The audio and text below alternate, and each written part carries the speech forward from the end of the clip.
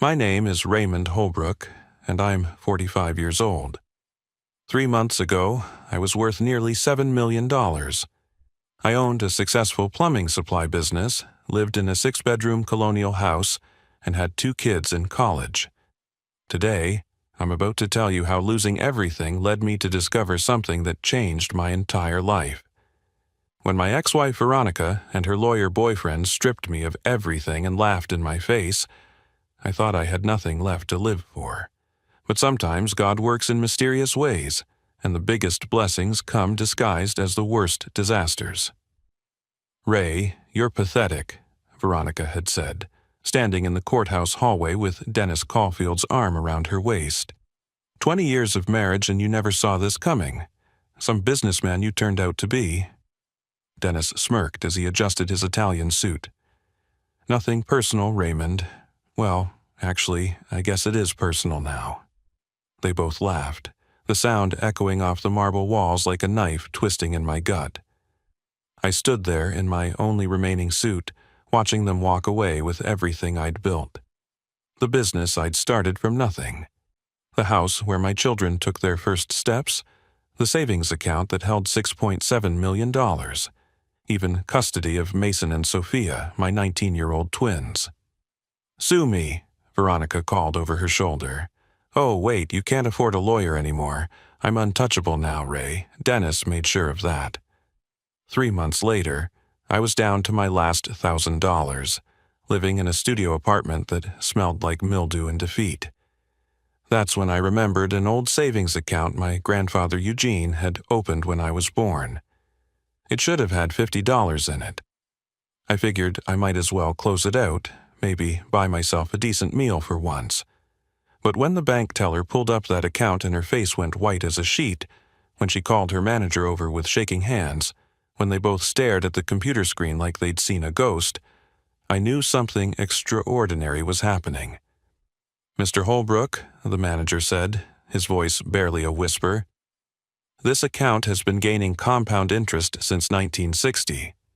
He turned the screen toward me, and what I saw made my knees buckle.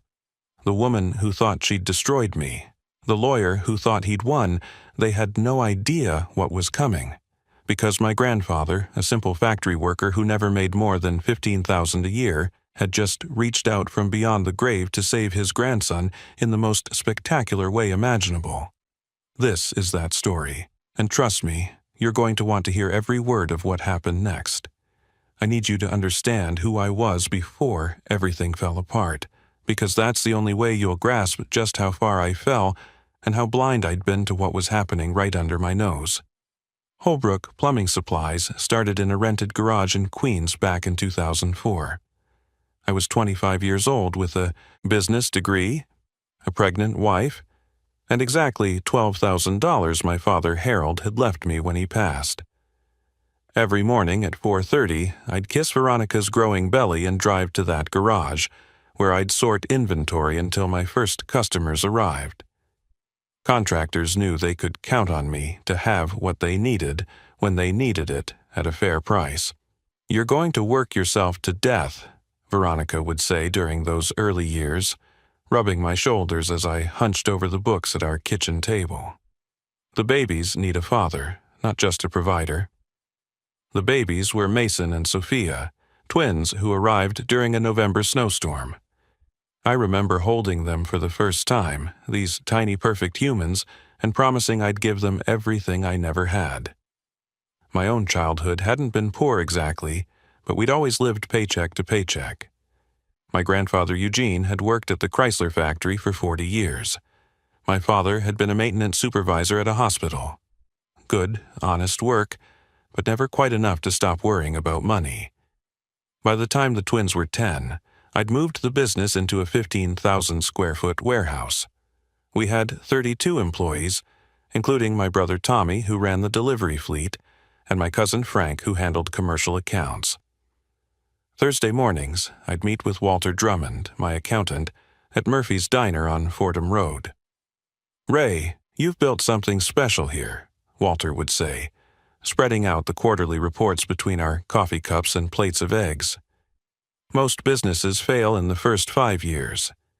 You're going on 16 years and growing 20% annually. The numbers were more than good. We'd landed the contract to supply the Brennan Construction Group, the biggest commercial builder in the tri-state area. That single account brought in $2 million a year. Add in our other commercial clients and the retail side, and we were pulling in $8 million annually in revenue. After expenses and smart investing, I'd accumulated that beautiful number, $6.7 million in savings. Our house in Westchester was everything Veronica had dreamed about when we were young and broke. 6 bedrooms, 4 bathrooms, a pool, and a kitchen she'd redesigned 3 times. She'd quit her job as a dental hygienist after Mason and Sophia started school, dedicating herself to what she called managing our social presence. The country club isn't just about golf, Ray, she'd explain when I questioned the fees. It's where deals get made, where the right connections happen. She was probably right. Several contracts had come through guys I'd met at club events, though I barely had time to attend them myself. Veronica went to the ladies' lunches, the charity galas, the wine tastings. She'd come home talking about this member or that one, their vacation homes, their European trips. Dennis Caulfield's name started appearing in these stories about 2 years before everything exploded. His practice handles all the high-net-worth divorces, she mentioned casually one evening. Made partner at 35. Can you imagine? I couldn't imagine, because I was too busy actually working. My typical day started at 5 in the morning and ended at 8 at night. Saturdays I'd do paperwork. Sundays were supposed to be family days, but more often than not, I'd get called about some emergency. A burst pipe at a job site. A delayed shipment that needed sorting. Always something. Mason was at Boston College studying business, following in my footsteps. Sophia was at NYU for marketing. Combined tuition ran us $140,000 a year, but I paid it gladly. They were good kids, smart kids. They'd text me occasionally, mostly about money needs, sometimes just to say hi. Veronica handled most of the parent stuff, the calls about grades and relationships and weekend plans. Dad's always working. I once overheard Sophia tell her friend on speakerphone, "Mom says he loves that warehouse more than us." It stung, but I told myself I was building something for them. Every 16-hour day, every missed recital or game, every family vacation I postponed, it was all an investment in their future. The business would be theirs one day. The money would ensure they never struggled like I had. My father had been dead 5 years by then, but sometimes I'd still hear his voice. Nobody ever lay on their deathbed wishing they'd spent more time at work, son. But I'd pushed that voice aside, along with the growing distance in Veronica's eyes and the way she'd started staying out later, drinking more wine, and treating our bedroom like a hotel room she was just passing through. I thought we were building an empire together. I didn't realize she was planning its demolition. Tuesday, March 14th. The date is burned into my memory like a brand. I left the warehouse early for once, around 3 in the afternoon, because it was our 22nd wedding anniversary. I had 24 roses on the passenger seat and a reservation at Chez Laurent, the French place where we'd gotten engaged all those years ago. The first thing I noticed was Dennis Caulfield's black BMW in my driveway. I knew that car because Veronica had pointed it out at the country club 2 months earlier, going on about the custom leather interior and the price tag. The second thing I noticed was that the bedroom curtains were drawn, which was strange for the middle of the day. I stood in my own foyer for a full minute, roses in my hand, listening to the sounds coming from upstairs. My bedroom, my bed. The laughter was what made me move. Not guilty laughter or nervous laughter, but comfortable, familiar laughter. Like they'd been doing this for so long it had become routine. I didn't confront them. Instead, I sat in my truck for 3 hours, watching Dennis leave my house at 6:30, kissing my wife goodbye at my front door like he owned the place. Veronica waved from the doorway in the silk robe I'd bought her for Christmas. When I finally went inside at 8, she was freshly showered, cooking dinner, humming to herself. "You're late," she said, without looking up from the stove. Anniversary or not, you could have called. The divorce papers were served the next morning at exactly 9:15. I was in the middle of a staff meeting when the process server walked into our conference room. 32 employees watched as I was handed the documents that would destroy everything I'd built. "Raymond Holbrook?" the server asked. "Yes." "You've been served?" Tommy, my brother, stood up like he was ready to throw the guy out, but I waved him off. My hands were surprisingly steady as I opened the envelope. Veronica wasn't just asking for a divorce. She was claiming abandonment, emotional abuse, financial manipulation, hidden assets, and infidelity. Every single accusation was a lie, but that didn't matter. Dennis had crafted a masterpiece of legal destruction. The first meeting with the lawyers was held in Dennis's office, a power play to show me who was in control. Veronica sat beside him in a new designer suit, diamond earrings I'd never seen before catching the light. She wouldn't look at me directly. "My client has been suffering in silence for years," Dennis began, his hand resting on Veronica's arm. "Your workaholism, your emotional absence, your prioritization of money over family. We have documentation going back 5 years." "What documentation?" Paul Redfield, my lawyer, asked. Dennis produced a box of files, journals Veronica had supposedly kept, detailing my neglect. Photos of me at work during family events. Bank statements she claimed showed suspicious transfers. Even affidavits from country club members saying they'd witnessed my controlling behavior and verbal aggression. "This is fiction," I said, my voice cracking. "Veronica, tell them this is lies." She finally looked at me, and her eyes were cold as winter. "The only lie was pretending our marriage meant something to you, Ray." Dennis helped me see the truth. The forensic accountant they brought in was Dennis's cousin, though we didn't find that out until later. He testified that I'd been hiding assets, moving money offshore, undervaluing the business. Every denial cost me more in legal fees. Every document I had to produce took time and money. Paul was overwhelmed, outgunned, and I think a little afraid of Dennis's reputation. "Ray, they're requesting full custody of the twins," Paul told me during a break.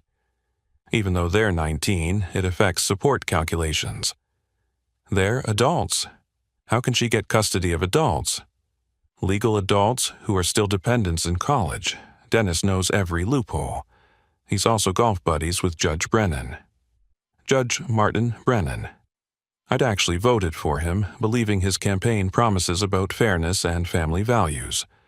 But in that courtroom, watching him nod along to Dennis's every word while dismissing Paul's objections, I realized justice was just another business transaction. Veronica cried on cue when she described my abuse, how I'd isolated her from friends, controlled the finances, made her feel worthless. The woman who'd spent $40,000 remodeling our kitchen claimed I'd kept her prisoner in a loveless marriage. Mason and Sophia submitted letters saying I'd been absent from their lives, always choosing work over family. Those letters felt like knives between my ribs. The final hearing lasted 6 hours. Dennis painted me as a monster who'd hidden millions while emotionally terrorizing my family. Judge Brennan's ruling was swift and brutal. Veronica got the house, the business, all the savings and full custody, with maximum support calculated on my previous income. I was left with nothing except the clothes I was wearing and a 20-year-old Honda Civic I'd kept for sentimental reasons. "This is justice," Dennis announced loudly enough for everyone to hear as we left the courthouse. Then, quieter, just for me, "She tastes amazing, by the way." The studio apartment on Belmont Avenue cost $800 a month and came with a view of a brick wall and the constant smell of curry from the Indian restaurant below. After 3 months of living there, I'd memorized every water stain on the ceiling, every crack in the plaster, every hour the upstairs neighbor's baby cried. My diet consisted of instant ramen, peanut butter sandwiches, and whatever was on sale at the dollar store. The worst part wasn't the poverty, it was the invisibility. Former employees crossed the street when they saw me coming. Guys from the country club pretended not to recognize me at the gas station. Even Tommy, my own brother, had to keep his distance because Veronica had kept him on at the company and he needed the job to support his family. "I'm sorry, Ray," he'd whispered during our one secret meeting at a highway rest stop. "She watches everything. Dennis has her convinced you're planning something. If I get caught talking to you, I'm fired." My bank account held exactly $1,043. The court had garnished my wages from the temporary warehouse job I'd found, taking 70% for alimony and back support. Judge Brennan had based the payments on my previous income, not my current situation. Paul Redfield had tried to file for modification, but that required another retainer I didn't have. Mason still wouldn't talk to me. Sophia had answered once, crying, saying Mom had shown her proof of my affairs, bank accounts in the Cayman Islands, things that didn't exist but that Dennis had made look real enough. The isolation was complete. At 45, I was more alone than I'd been at 25, except now I didn't have youth or hope on my side. It was a Thursday evening when I started going through the storage unit, the one thing Veronica hadn't known about because I'd rented it in my father's name years ago to store his belongings. Most of it was junk. Old tools, photograph albums, his collection of baseball cards that turned out to be worthless. But in a shoebox marked important papers, I found something that made me sit down on the concrete floor. A savings passbook from First National Trust, dated January 15, 1960. The name on the account was mine, Raymond Eugene Holbrook, and the opening deposit was $50. Paperclipped to it was a note in my grandfather's careful handwriting. "For my grandson's future, do not touch except in dire need. Eugene Holbrook." I remembered the story vaguely. Grandpa Eugene had opened the account when I was born, his first grandchild. $50 was a week's salary for him back then. My father had mentioned it once or twice over the years, but we'd all assumed the account had been closed during one of the many bank mergers since 1960. First National Trust had been bought by Commerce Bank, which was bought by Republic Federal, which was eventually absorbed by Chase. The passbook was probably worthless, a relic from another era.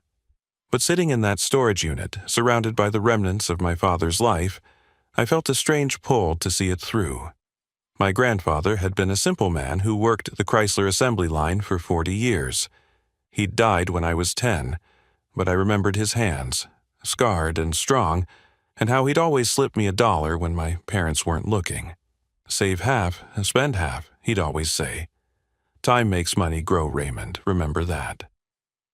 The next morning, I put on my last decent shirt, the one I saved for job interviews, and drove to the Chase branch that used to be First National Trust. The building had been renovated multiple times. All glass and steel now, nothing like the brick bank my grandfather would have known. The teller was a young woman named Patricia, bright and professional. "How can I help you today, sir?" "I have an old account," I said, sliding the yellowed passbook across the marble counter. "Very old, from 1960. I'd like to close it out." Patricia frowned at the passbook, typed something into her computer, frowned again. "Let me check our archived system," she said. More typing. Her expression changed from confusion to surprise. "Mr. Holbrook, could you wait just a moment? I need to get my manager." Great, I thought. They're going to tell me the account was escheated to the state decades ago, or that it was closed for inactivity. Another dead end in a life full of them. Patricia returned with Theodore Grayson, the branch manager, a man in his 50s who looked like he'd seen everything in his 30 years of banking. But the expression on his face suggested he hadn't seen this. "Mr. Holbrook," he said, his voice careful and professional, "could you come with me to my office? We need to discuss this account privately." I followed him, my stomach tight with anxiety. Whatever was coming, I could handle it. After everything I'd lost, what was one more disappointment? But as we walked past the teller windows and security cameras, I noticed Theodore's hands were trembling slightly as he carried my grandfather's passbook like it was made of gold. Theodore Grayson's office was all mahogany and leather, with certificates and awards covering one wall. He gestured for me to sit, then carefully placed my grandfather's passbook on his desk like it might explode. His computer screen faced away from me, and I watched his fingers fly across the keyboard, his expression growing more incredulous with each keystroke. "Mr. Holbrook," he began, then stopped, cleared his throat, and started again. "This account is extraordinary. Your grandfather didn't just open a savings account. He opened what was called a Century Growth account, a product First National Trust offered briefly in 1960. He pulled out a calculator and a legal pad, making quick notations. The account was set up with compound interest at 7.5% annually, locked for a minimum of 45 years. The bank honored this rate through every merger because it was a contractual obligation. No one could touch it, not even you, until you turned 45. "I turned 45 3 months ago," I said, my mouth suddenly dry. "Exactly. The account became available to you in January. Mr. Holbrook, do you understand how compound interest works over long periods?" "In theory, yes." Theodore turned his monitor toward me. "This is not theory, this is your account balance." The number on the screen didn't make sense. I blinked, counted the digits, blinked again. $4,847,539.28. "That's impossible," I whispered. "It was $50. $50 at 7.5% compound interest over 64 years, Mr. Holbrook." Theodore pulled up a spreadsheet showing the year-by-year growth. "Your grandfather chose the perfect financial instrument at the perfect time. By year 20, it was worth $212. By year 40, it had grown to $8,905. The real magic happened in the last 20 years. Exponential growth." My hands were shaking now. "This is really mine? There's no mistake?" "No mistake, but Mr. Holbrook, that's not everything." Theodore opened a filing cabinet and pulled out a folder that looked as old as the passbook. "Your grandfather also established an investment addendum to the account. In 1965, he instructed the bank to purchase $100 worth of shares in a textile company called Berkshire Hathaway." The room seemed to tilt. "Berkshire Hathaway? Warren Buffett's company?" "The very same. In 1965, those shares cost about $19 each. Your grandfather bought 5 shares. Today, after multiple stock splits and 60 years of growth, those shares are worth approximately $8.2 million. I couldn't speak, couldn't breathe. Theodore poured me a glass of water from a crystal decanter, and I drank it without tasting anything. "Your grandfather left detailed instructions," Theodore continued, pulling out a yellowed envelope with my name on it. "This was to be given to you when you accessed the account." With trembling fingers, I opened the envelope. Inside, in my grandfather's careful handwriting, "Dear Raymond, if you are reading this, you have reached the age of wisdom and found yourself in need. I knew nothing of your future when I wrote this, only that life has storms and every man needs a harbor. Your father Harold is a good man, but he thinks small. You, I believe, will think bigger. But even big thinkers can be brought low by circumstances they cannot control. I am a simple man who learned 3 truths. First, money is not wealth, time is. Second, what is hidden cannot be stolen. Third, a man who seems to have nothing is often richer than a man who shows everything. I chose Berkshire Hathaway because I met a young man named Warren at a factory tour who spoke sense about value and patience. Maybe it will amount to nothing. Maybe it will amount to everything. Use this gift wisely. Trust no one completely, not even those who share your bed. The world is full of Dennis Caulfields and Veronicas, though they wore different names in my day. Your grandfather, Eugene Holbrook, P.S. Never let them see all your cards, Raymond, never." I looked up at Theodore through blurring vision. He knew, somehow, he knew. "There's one more thing," Theodore said softly. "The account instructions specify that any attempt to access it before your 45th birthday would forfeit all interest and investment gains. If your ex-wife had known about this during the divorce proceedings and tried to claim it, she would have destroyed its value entirely." The irony hit me like a physical blow. Veronica and Dennis had been so thorough, so convinced they'd found everything. They'd hired forensic accountants, investigated every bank account, traced every transaction. But they'd never thought to look for something opened before I was even a day old, hidden in plain sight under the dust of decades. "What do I do now?" I asked Theodore. "First, we'll set you up with our private wealth management team. Second, I'd strongly suggest you speak with our recommended tax attorneys and financial advisors. Third," he smiled slightly, "you might want to consider keeping this quiet until you've made your plans." I thought about Veronica's laughing face, Dennis's smirk, Judge Brennan's dismissive gavel. "Oh, I intend to be very quiet, Mr. Grayson. Very quiet indeed."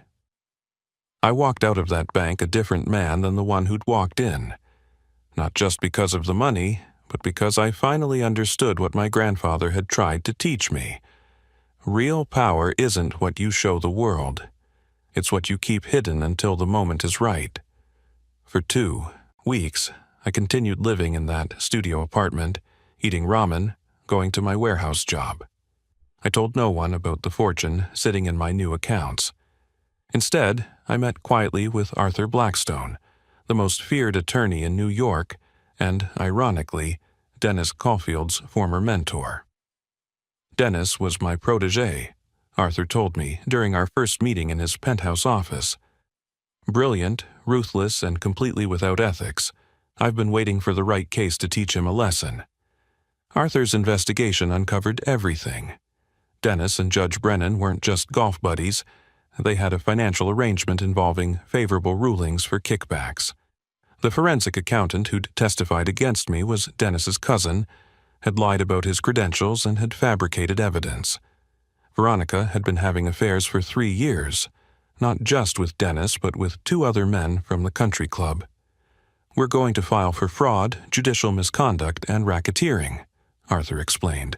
"This isn't just about overturning your divorce. This is about criminal prosecution." The day Dennis was arrested at his office was the same day I moved out of that studio apartment. FBI agents walked him out in handcuffs while his partners and clients watched. Judge Brennan was arrested the same afternoon. The local news ran the story for weeks. Prominent divorce attorney and judge arrested in corruption scandal. Veronica called me screaming when the assets were frozen. "What did you do? How is this possible? You had nothing." "I had nothing you could see," I replied calmly. My grandfather taught me that lesson, though it took me losing everything to understand it. The divorce ruling was completely overturned.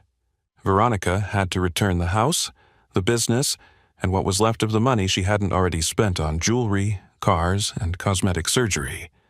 Dennis, facing disbarment and prison, turned on her to save himself, revealing that she'd helped plan the entire scheme from the beginning.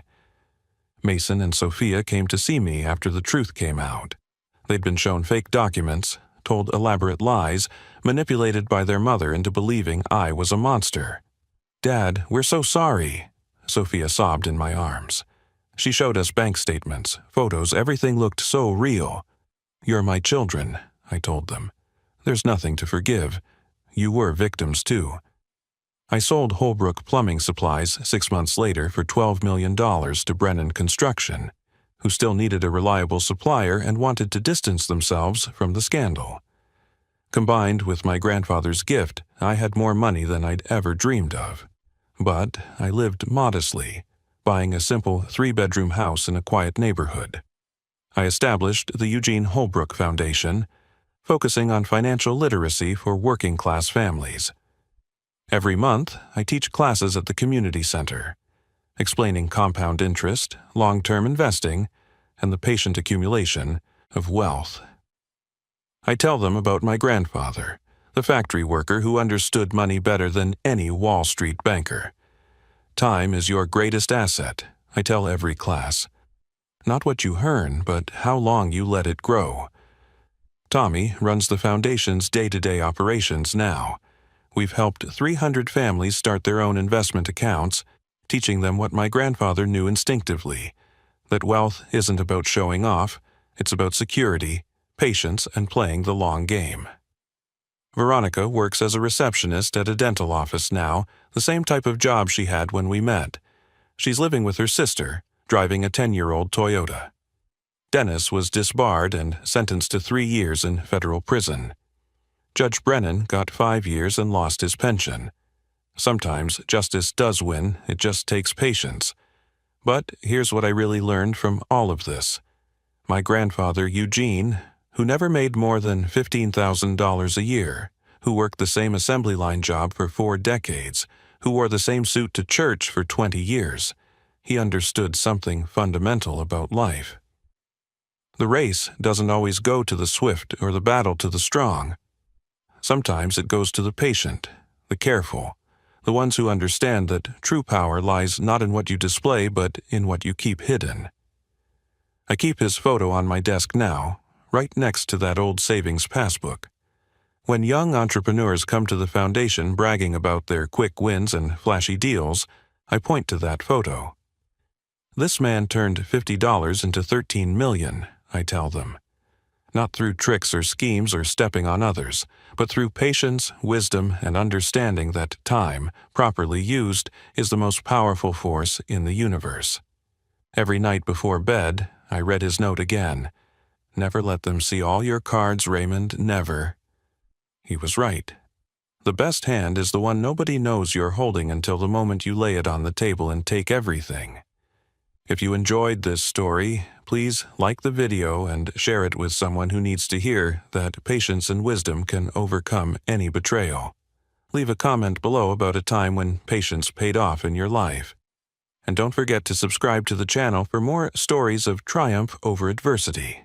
Remember, sometimes the biggest blessings come disguised as the worst disasters. You just have to be patient enough to see them bloom.